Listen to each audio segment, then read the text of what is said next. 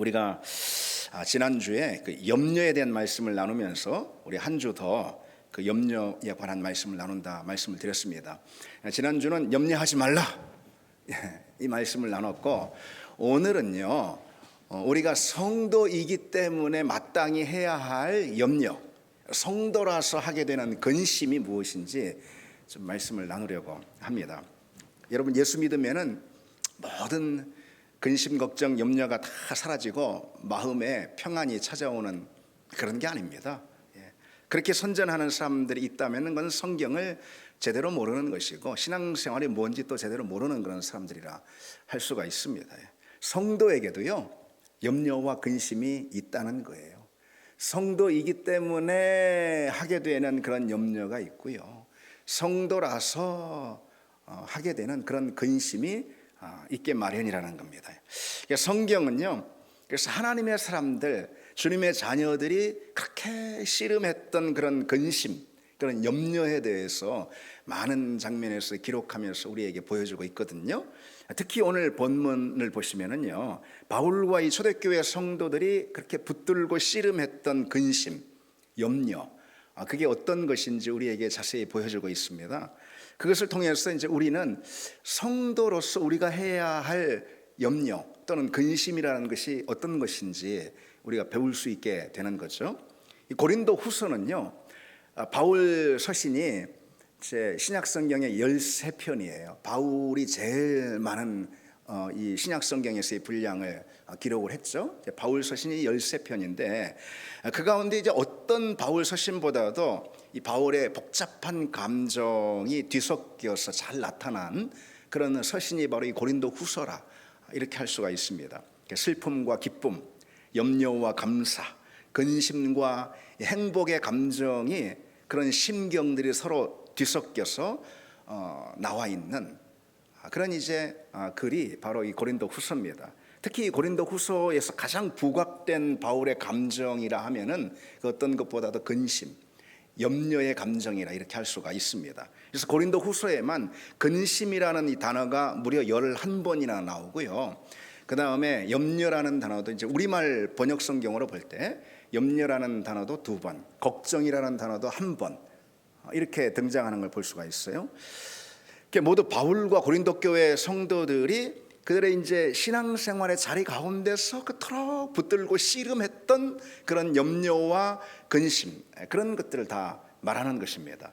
그런 바울과 고린도 교회 성도들의 근심과 이 염려를 우리가 이해하려면 뭐 때문에 이렇게 근심하고 염려가 이들에게 있었는가, 초대교회 성도들에게 그리고 사도에게, 이제 그것을 우리가 이해하려면은요, 이제 고린도 후서 그리고 또 오늘 본문의 이 배경을 좀 우리가 알 필요가 있습니다. 아주 간략하게만 말씀을 드리면은요, 이 고린도 교회는요, 바울이 주후 50년경에 그의 2차 선교 여행, 바울이 이제 1차, 2차, 3차 선교 여행을 하잖아요. 그런데 2차 선교 여행 가운데 개척한 그런 교회가 바로 이 고린도 교회입니다. 그래서 교회를 바울이 세우고요, 이제 1년 6개월 동안 목회를 합니다. 이때 당시에는 지금의 이제 목회하고 많이 다르죠. 이때는 뭐 사도들 또 그리고 목회자들, 교회를 섬길 수 있는 사람들이 아주 극히 일부였기 때문에 그리고 또 선교할 곳, 또 복음 전도할 곳은 너무나도 많았잖아요. 그래서 바울 같은 경우는 뭐 한 3개월, 4개월, 6개월이 넘지 않죠. 그렇게 어느 곳에 교회를 개척하고 또 교회를 잘 세운 다음에 든든하게 한 다음에 뭐 길어봤자 3개월, 6개월, 뭐 지금으로 보자면 턱없이 짧은 기간인데 그때로 보자면 시간이 촉박하다 이 말이죠. 다른 곳으로 옮겨서 또 거기서 교회를 개척하고 뭐 이렇게 했습니다. 그런데 고린도 교회는요, 바울이 이제 굉장히 애정이 있었든지 무려 18개월 동안 머물러 있었습니다. 그러니까 단일 교회 목회 기록으로는 제일 오랫동안 머물렀던 곳이 바로 이 고린도 교회입니다. 어쨌든 거기에 이제 1년 6개월간 머물면서 목회를 한 다음에 이제 때가 돼서 다른 곳으로 이제 선교지를 또 옮깁니다. 그런데 이제 바울에게 이제 바울이 다른 곳에 가 있는데, 특별히 이제 에베소에 가 있었어요. 거기 이제 3차 선교 여행 중에 에베소에 이제 머물면서 여러 복음 전도를 했거든요. 그런데 이제 바울에게 고린도 교회에 관한 걱정되는 그런 소식이 들리기 시작한 거예요.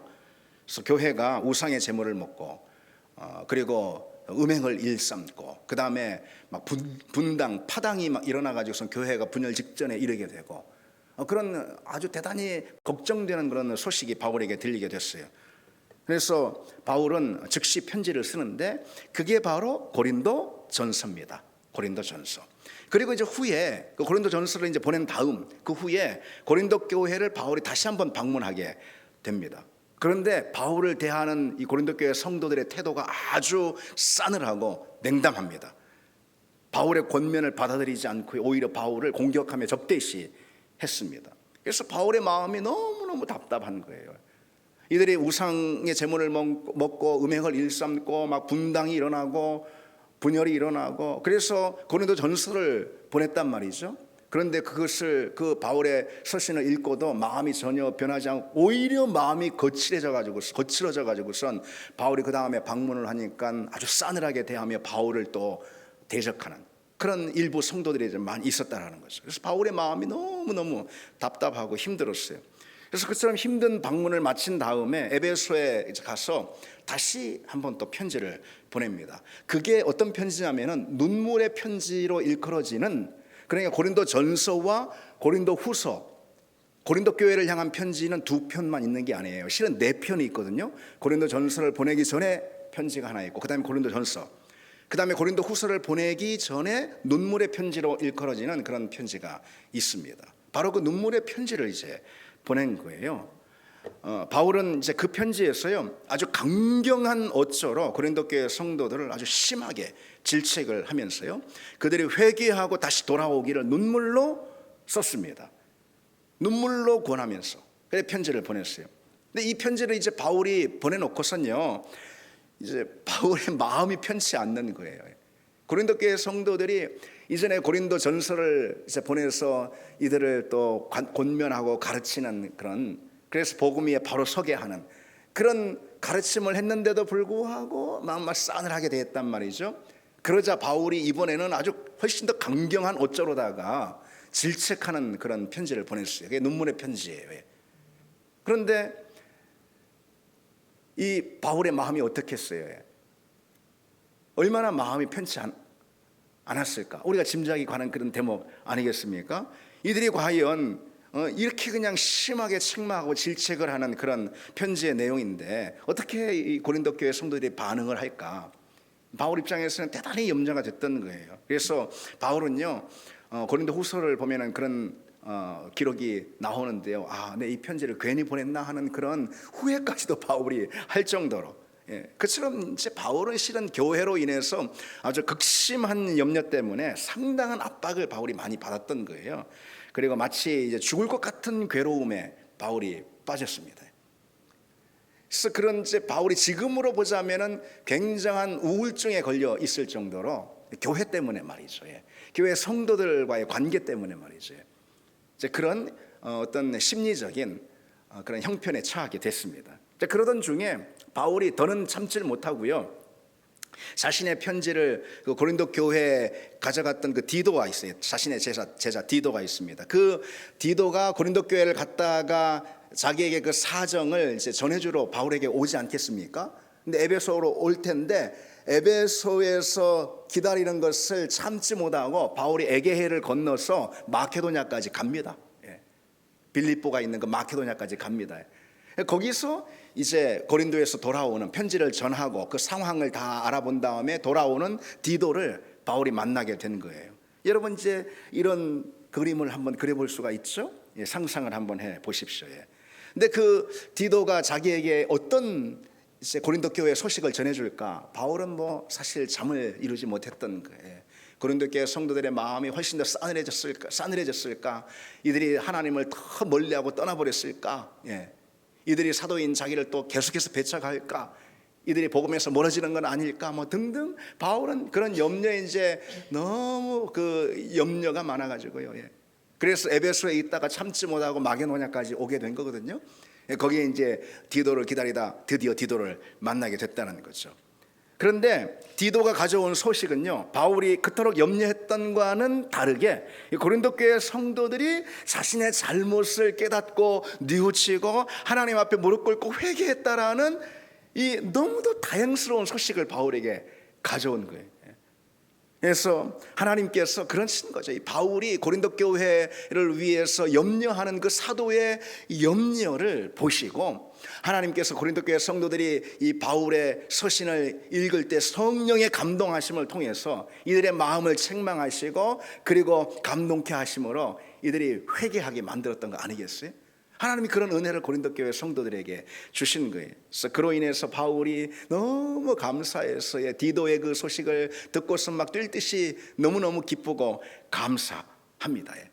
그게 바로 그리고 이제 그 다음에 다시 쓴 편지가 고린도 후서입니다. 자신의 그 마음을 고린도 교회 성도들에게 보이면서 쓴 편지가 고린도 후서. 오늘 우리가 보고 있는 이 내용인 거죠. 여러분, 이러한 이제 배경을 두고 한번 생각을 해볼 수가 있습니다. 우리는 성경에 이와 같은 내용을 통해서 사도가 했던 그 염려, 아니 초대교회 성도들이 하게 됐던 그런 근심이 무엇인지 우리가 엿볼 수가 있는 거죠. 그 점에 대해서 우리 이 시간 좀 몇 가지 나누면서 성도로서 우리가 해야 될 근심이 어떤 건지 좀 생각을 해보려고 합니다. 우리가 해야 할 근심이 있다? 근심이 어떤 건지 또 배워야 한다? 그렇습니다. 성경을 보면은 분명히 그렇습니다. 성도라서 우리가 하게 되는, 아니 성도이기 때문에 마땅히 우리가 할 수밖에 없는 그런 근심이 있다는 거죠. 그런 근심이 물론 많이 있습니다. 그런데 바울과 고린도 교회 성도들 간의 그 관계 안에서, 특별히 고린도 후서라는 이 책 안에서 우리가 국한해서 몇 가지만 성도이기 때문에 우리가 해야 할 근심이 무엇인지 좀 생각해 보려고 하는 거죠. 여러분, 어떤 것이 있을까요? 첫 번째로 성도에게는요 늘 교회를 위한 근심과 걱정이 있게 마련입니다. 성도는 누구냐? 성도는 어떤 사람이냐? 교회를 위한 근심을 가진 사람이다, 이렇게 말할 수가 있어요.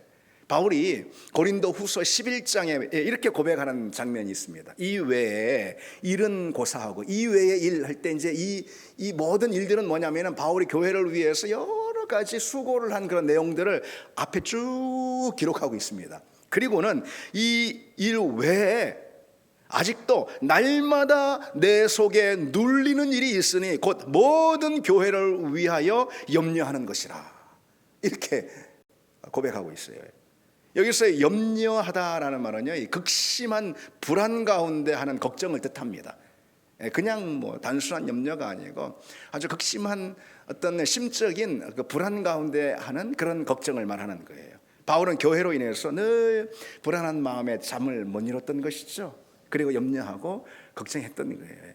그리고 특히 이제 바울이 뭐라고 하면 내 속에 눌리는 것이 있다, 이렇게 이제 고백하잖아요. 바울은 주님의 교회가 잘 돼야 할 텐데, 하나님의 몸된 교회가 잘 돼야 할 텐데 하는 그런 마음 때문에 늘 심리적인 압박과 그리고 스트레스가, 그리고 그 긴장이 상당했습니다.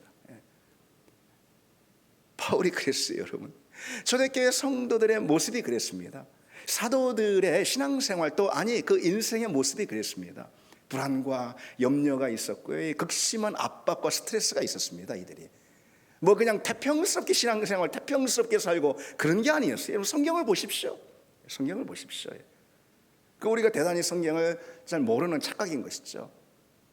바울만 해도요 대단한 심리적인 긴장과 스트레스가 있었고 마음의 부담과 압박이 있었어요. 뭐 때문에? 뭐 때문에요? 주님의 몸된 교회 때문에. 하나님의 교회가 잘 서야 할 텐데, 하나님의 교회가 든든히 서야 할 텐데, 이런 거예요. 하나님의 교회가 어둠의 권세에 무너지면 안 될 텐데 하는 그런 염려와 걱정. 이것이 그저 염려하는 그런 정도가 아니고 대단한 이 심리적인 압박과 스트레스로 해서 불안 가운데 다가오는 그런 긴장이 있는 염려였습니다. 그러니까 여러분, 그게 하나님의 사람이라는 거예요. 그게 주님의 몸인 교회 때문에 걱정하고 염려에 잠기기도 하고. 여러분 어떻습니까? 여러분에게 그런 것이 있습니까? 마음의 수고로 인해서 막 괴롭기도 하고 그 때문에 눈물도 흘리고, 그런 근심이 우리에게 있냐, 이것이죠. 성도임을 보여주는 표식 중에 어떤 것보다도요, 바로 그것이 성도라는 사실을 보여주는 표식일 수가 있습니다. 성도는 감사해야죠. 성도는 기뻐해야죠. 성도는 늘 평안해야죠. 맞습니다. 그러나 또 한편에는요, 주님의 몸된 교회로 인해서 전전긍긍하며 애타하며 불안해하며 염려하고 발을 동동 구르며 눈물 흘리면서 마음의 수고로 인한 괴로움을 갖는 것, 잠 못 이루는 그런 근심을 갖는 것, 이게 성도의 중요한 표식이라는 사실을 여러분 잊지 마시기 바랍니다. 그게 하나님의 사람인 거예요. 히브리서 13장 17절을요 우리말 성경으로 읽으면은 이렇게 되어 있습니다. 히브리서 13장 17절, 여러분을 인도하는 사람들을 신뢰하고 순종하십시오. 이는 그들이 여러분의 영혼을 위해 마치 자신들이 하나님께 아뢰야 할 사람들인 것처럼 깨어 있기 때문입니다. 그들로 하여금 기쁨으로 이 일을 행하게 하고 근심함으로 행하지 않게 하십시오. 그렇지 않으면 여러분에게 유익이 되지 못할 것입니다. 이게 무슨 말씀이냐면요, 이런 말씀이 한마디로 성도들은요 목사로 하여금 근심하면서 목회하게 하지 말라라는 거예요. 그런데 여러분, 이 말씀을 뒤집어 보면은 어떤 말이에요? 이 말씀을 뒤집어 보면은 목사는 성도들 또는 교회로 인해서 근심하게 된다라는 그런 뜻이에요. 걱정 하나 없는 목사, 그게 목사일까요? 염려 하나 없는 그런 목회, 그런 게 과연 목회일까요? 그런 목회가 어디 있을까요? 나는 염려 근심 하나도 없어. 얼마나 마음이 즐거운지, 그런 태평함, 이런 게 과연 목회일까 싶습니다. 교회를 사랑하니까요 근심하는 그런 목회가 될 수가 있다는 거죠. 사도들이 그랬듯이 말이죠. 그런데 여러분, 그게 목사만의 일이겠습니까? 목사만의 일은 아니잖아요. 그게 여러분도 마찬가지라는 거죠. 직분자들이 교회를 위해서 걱정을 하는 것, 이게 당연한 것입니다. 나한테 왜 이런 걱정이 있지? 그러지 않으니까 당연한 것입니다. 직분자니까, 교회를 사랑해야 되는 사람이니까. 교회학교 교사가 교회학교 일로 인해서 근심하며 늘 염려에 붙들려 있는 거, 그거 당연한 것입니다. 아니, 내가 염려하고 할 그 사항이 얼마나 한두 가지가 아닌데 말이지, 내가 또 교회학교 일로 인해서 이런 염려에 붙들려 있는 게 이게 말이 돼? 그렇지 않다라는 거죠. 그건 교사가 아닌 거죠.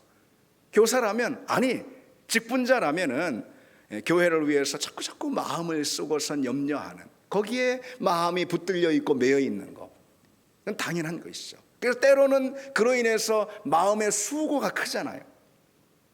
이 심리적인 스트레스가 있잖아요. 그러니까 괴로운 거예요. 괴로운 거예요. 그러나 그 압박을 견디면서, 그 압박을 견디면서 하는 거예요.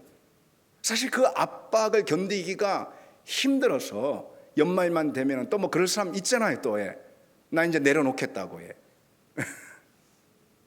사실 목회도 그런 점들이 참 있습니다. 저야 예전에 우리 1세대 전 우리 선배 목사님들이 한 그 목회에 비해서는 훨씬 더 참 요즘 너무 편하고 쉬운 그런 시대가 됐지만요, 그런 시절인데요, 그럼에도 불구하고 참 저도 목회를 하면서 참 너무 마음의 괴로움과 부담이 많이 되고 염려와 걱정에 시달리는 일이 참 많이 있어서 내가 정말 이 목회가 정말 나한테 맞는 건가? 난 내 성정에게 맞지가 않는 것 같아. 그런 생각도 이제 제가 할 때도 있습니다. 실은 그래요. 사실 그건 솔직한 말이에요. 목회를 내려놓고 싶은 그런 생각도 어느 목사라고 그런 생각이 없겠습니까? 또 그렇게 말하면서도 또 혹 다음 생이 있다면, 물론 없지만은 있다면 그래도 나는 목사가 되겠어, 그렇게 또 말들은 또 하죠. 왜 또 그것이 또 귀한 또 소명이고 가치 있는 그런 인생이니까 또 그렇게 말하지만은 또 때로는 시시때때로 나 정말 목회를 난 그만하는 게 좋겠어라는 그런 생각이 하루 12번도 들고 그런 거 아니겠어요? 왜 그러겠습니까? 근심과 염려가 있는 것이고, 단순한 근심이 아니고 그것이 대단한 심리적인 어떤 압박을 주는, 그래서 그 압박을 견뎌내는 믿음이 우리에게 있어야 하는 것이고, 그리고 그러기 때문에 기도해야 하는 것이죠. 여러분 마찬가지 아니겠습니까? 여러분도 다 그렇잖아요. 사회에서, 세상에서 하는 일들이 다 있고, 여러분 가정도 있고 자녀도 있고, 여러분들이 안 그래도 근심 염려할 것들이 또 얼마나 많아요. 그렇죠? 그런데 주님의 몸된 교회를 위해서 이 대단한 압박을 견뎌내는 그런 힘이 우리에게 없다면은요, 주님이 맡겨주신 일이 무엇이 됐든 우리는 그만 내려놓고 싶어 하는 그런 마음들이 드는 거예요. 아이고 권사의 직분, 아이고 내 괜히 받은 것 같아. 뭐 그러면서 아이고 뭐 이 목자 직분은 내가 왜 했을까 이런 생각이 또 들기도 하고요. 잠 못 이루는 그런 근심과 걱정, 그것이 내게 인생에 주는 부담과 짐 그리고 압박, 이것을 견뎌내는 것이 바로 믿음이고, 그 믿음을 가질 때만 우리는 하나님의 일을 비로소 할 수가 있다는 거죠. 왜? 염려와 걱정을 주지 않는 그런 교회의 일이라는 것은 우리에게 없기 때문에 그렇습니다. 마땅히 우리는 주님이 주신 사명을 감당하고 그 소명 가운데 있을 때에 염려의 자리로 들어가는 거예요. 그걸 선택하는 것입니다. 들어가는 거예요. 그래서 교회를 위해서 특별히 염려하고 근심하면서, 또 그 심리적인 압박을 우리가 넉넉히 견디고 이기기 위해서 그 믿음을 달라고 또 기도하면서 하나님의 은혜를 또 구하면서 나가는 것, 그게 주님의 종들임을 믿습니다. 믿습니다, 여러분. 여러분, 한편 교회 때문에 갖는 이런 근심도 또 있어요. 우리가 교회 생활하면서 또 이런 종류의 근심도 또 갖게 됩니다. 고린도후서 12장에 보면은요, 바울이 고린도 교회 성도들에게 어떠한 해명을, 변명을 하는 것을 볼 수가 있어요. 자기 변호를 하는 걸 볼 수가 있어요. 한마디로 이런 거예요. 고린도 교회 성도들 가운데 이 거짓 교사들에게 미혹이 돼가지고요, 이 바울을 모함하는 그런 사람들이 나왔던 거예요. 이들은 심지어 바울이 교회에서 아주 교활한 속임수로다가 금전적인 이득을 취하고 있다고 이렇게 비난을 했어요. 이거 목회자 입장에서는 견디기 힘든 거거든요. 다른 누구도 아니고 바울 말이죠. 역사상 가장 위대한 사도인 바울, 그 바울이 고린도 교회를 이용해서 자기 금전적인 이득을 취하고 있다. 그러니까 다시 말해 횡령이에요, 횡령. 그런 걸 하고 있다라고 바울을 그렇게 비난하는 그런 일당의 무리들이 생긴 거예요, 고린도 교회에. 이거 정말 대단히 큰 모욕 아니겠습니까, 이것은? 사실 바울이 어떤 일을 했냐면, 고린도 교회 성도들, 물론 빌립보 교회나 다른 교회도 역시 마찬가지인데, 어떤 일을 했냐면요, 모 교회인 예루살렘 교회에 큰 어려움이 당했어요. 그래서 그 예루살렘 교회를 위해서 헌금을 독려하고 있었거든요. 가는 곳마다, 자기가 개척한 그런 교회마다. 그런데 그것을 못마땅히 여긴 일부 고린도 교회 교인들이 바울이 이 일을 통해서 자기 이득을 취한다, 그렇게 들고 일었었던 거예요. 그 일로 인해서 여러분, 바울이 정말 제가 생각해도 이것은 정말 막 여기 끌어오르는 일이죠. 얼마나 마음이 괴로웠을까요? 내가 비난받는 건 괜찮아요. 그런데 이 일 때문에 헌금을 모으는 이 중요한, 이 중체대한 일에 문제가 생길까 봐 또 전전긍긍 바울이 그렇게 하게 된 일이 생긴 거예요. 참 이런 걸 보면은 여러분, 교회의 일 가운데 쉬운 게 하나도 없어요. 혼자 하는 게 아니기 때문에 여러 사람들이 하고, 그 가운데는 신앙의 수준도 다 또 다르잖아요. 생각도 다르고 의견도 다르고 성격도 다르고 믿음 수준도 다르고 다 다르단 말이에요. 여러 사람들이 섞여 있기 때문에 참 교회의 일이 쉬운 게 하나도 없다 이 말이에요. 작은 일 하나 하더라도 근심이 동반되게 돼 있어요. 작은 일 하나 해도 여러분 근심이 동반됩니다. 기억하시기 바랍니다. 내가 왜 교회 때문에 이딴 근심을 하고 있어? 이건 말도 안 되는 거예요.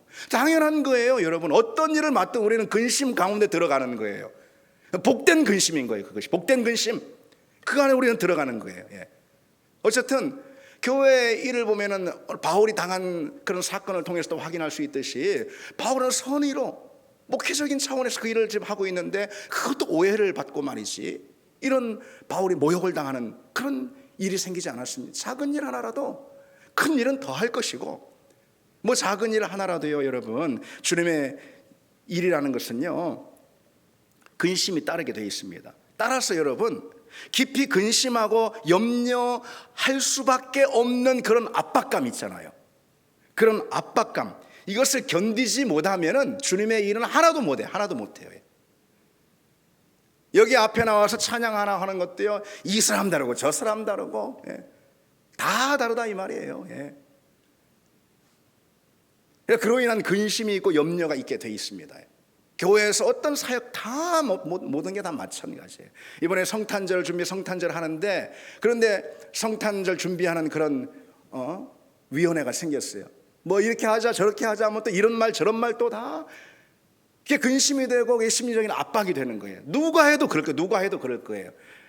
그냥 은혜롭게 합시다. 그렇게 안 된단 말이에요. 그게.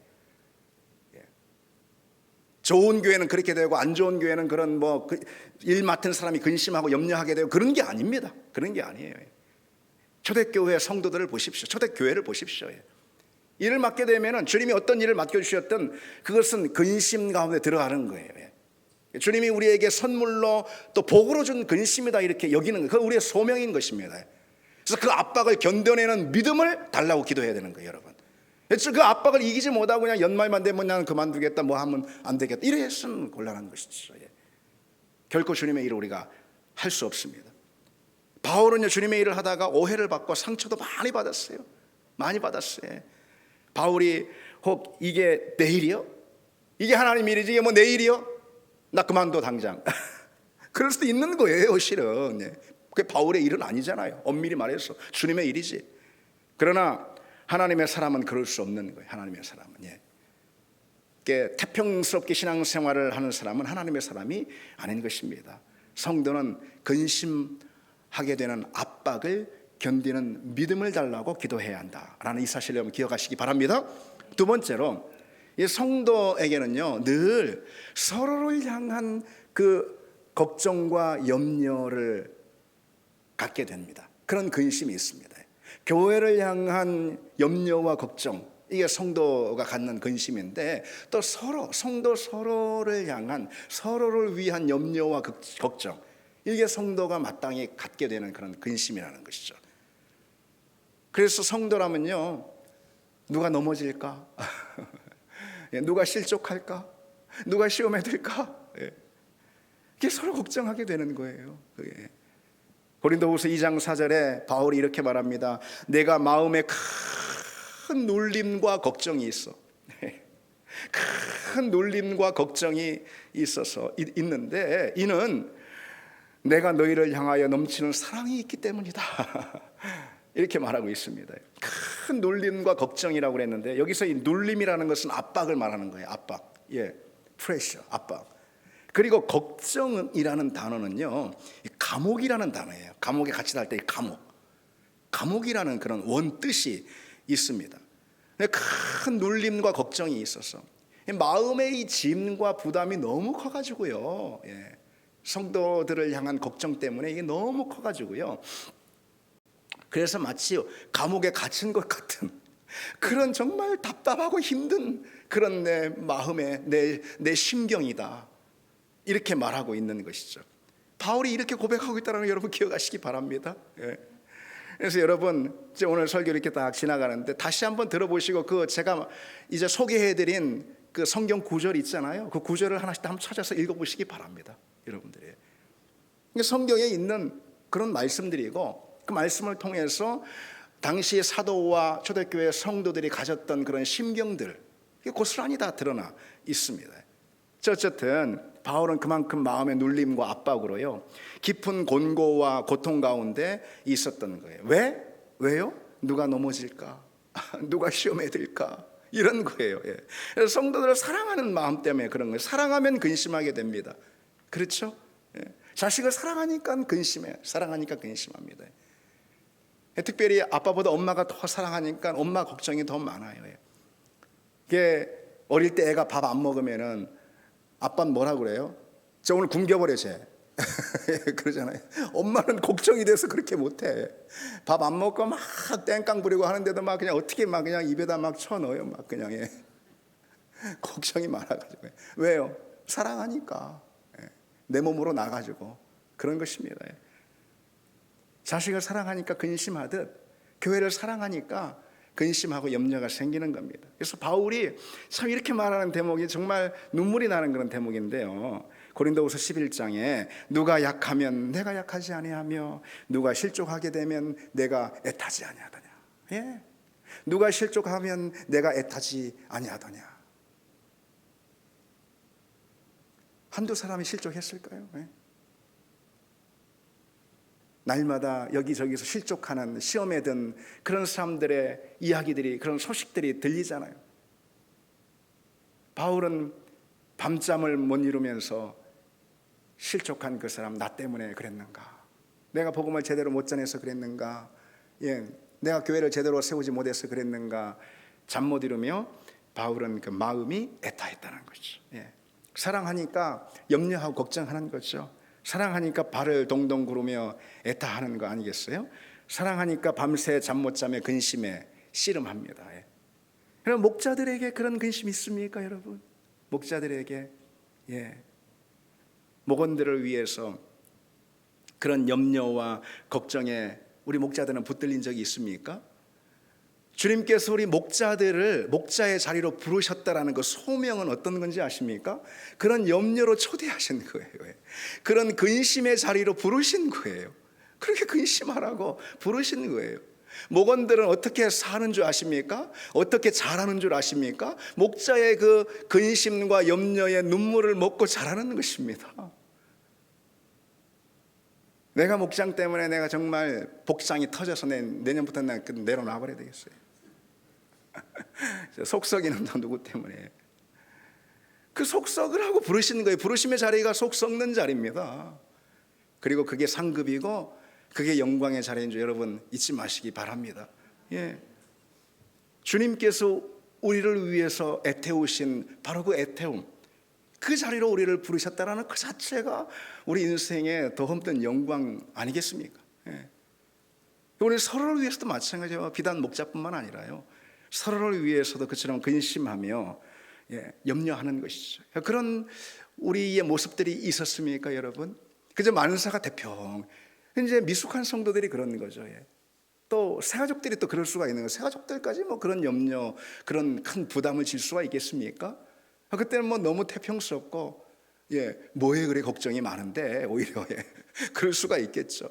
그러나 하나님께서 그런 책임을, 성도를 걱정할 만한 그런 책임을 직분자의, 사역자의, 또 재직의, 또 집사의, 또는 목사의, 또 목자의 책임을 주실 땐 그 마음이 전혀 달라지게 되는 거죠. 우리가 서로 사랑하고 아끼는 그 마음은요, 여러분이 어머니고 아버지라 다 아실 거예요. 제가 뭐 얘기 안 드려도 다 아세요.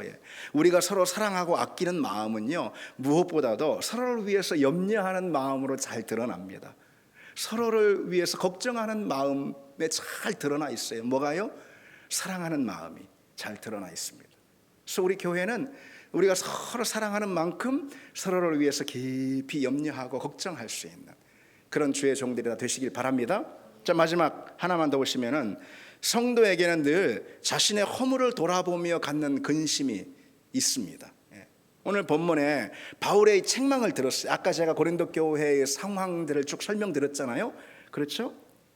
그게 이제 바울이 그 고린도 전서와 후서 사이에 있는 눈물의 편지라는 그 편지 있잖아요. 그 책망과 질책의 편지인데 그 바울의 이 책망을 듣는 고린도 교회 성도들이 근심함으로 회개했어요.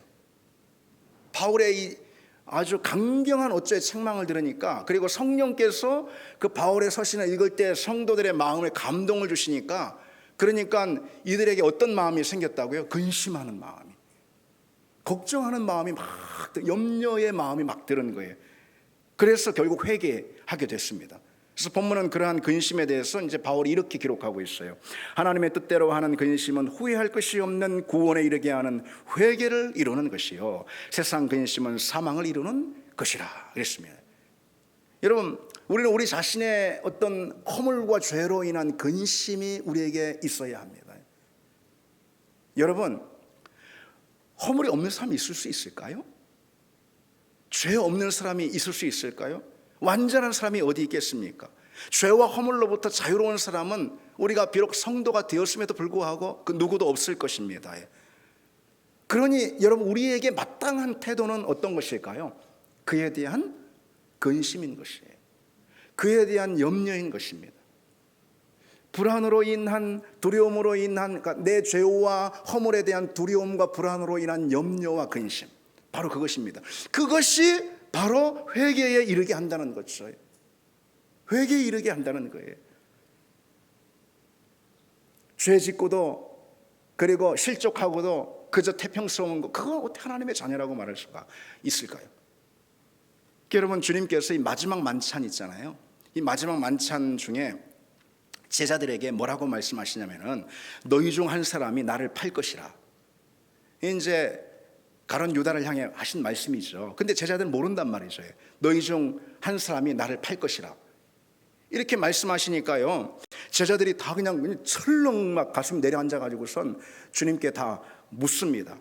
그 장면이 마태복음 26장인데 이렇게 돼 있어요. 그들이 몹시 근심하여 각각 여짜오되 주여 나는 아니지요, 나는 아니지요, 그럽니다.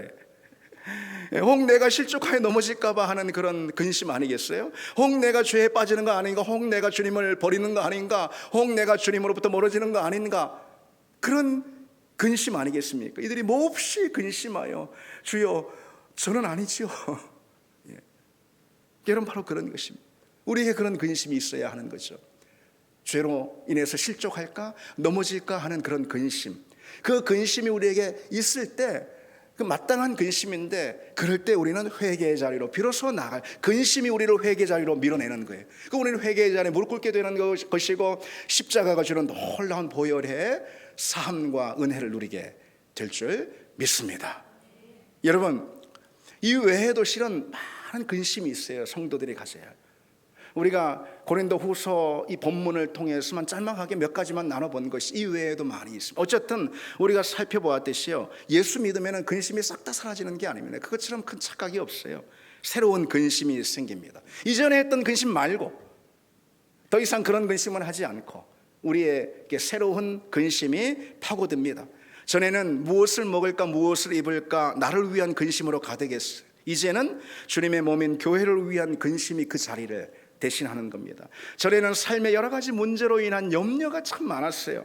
그런데 이제는 성도 서로를 위한 염려가 그 자리를 대신하게 된다는 거죠.